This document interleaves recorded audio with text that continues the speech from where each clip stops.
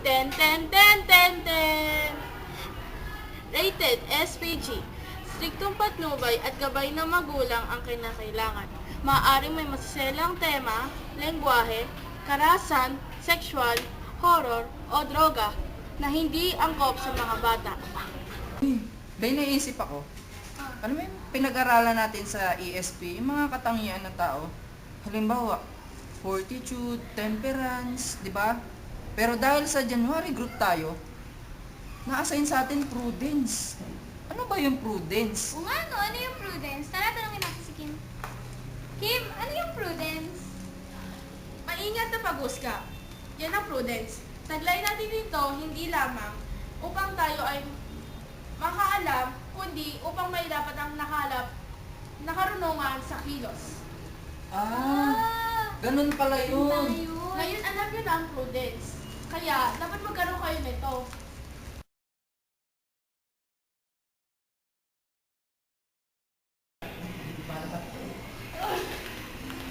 Tulong! Ma'am, okay lang po ba kayo, ma'am? Basta! Mama! Bigyan mo kayo. Tulungan natin. Bigyan mo kayo. Hingat! Aray! Ma'am, okay lang po ba kayo, ma'am? Mga anak na tao. Ma'am, okay na lang po kayo, ma'am. Kaya magbuyan, ma'am. Go!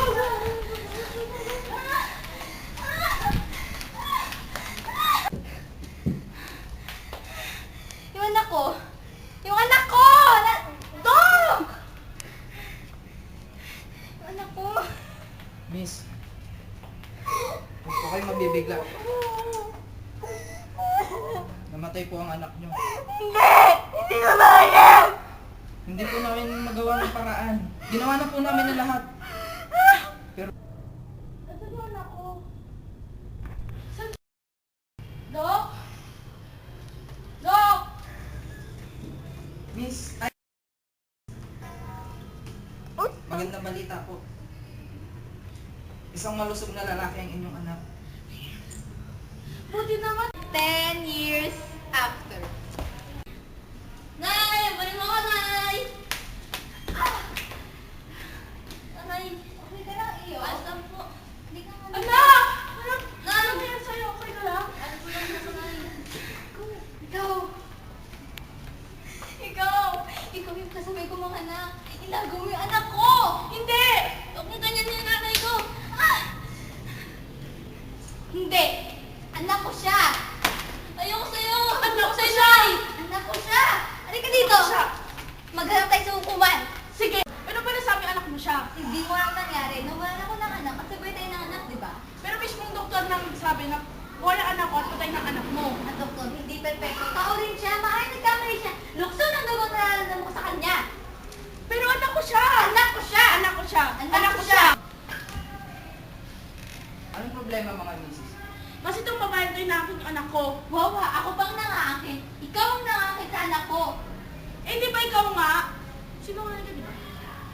Wawa, ako bang mo ako sinungaling? Ikaw mga tindera lang ako. Mayaman ako. At ang mukha mo, magdanakaw. Sinungaling ka! Anak ko siya! At hindi ko siya ninakaw. Hindi ka tulad mo. Teka Mayaman lang, ka teka pa. lang. Kanino ba lumaki ang batang ito? Sa akin.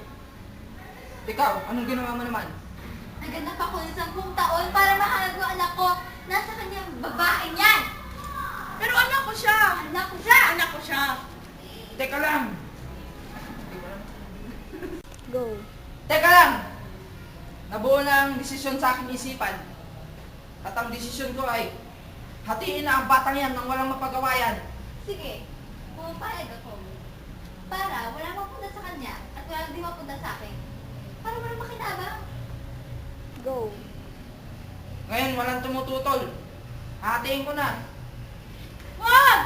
Tanga ka ba?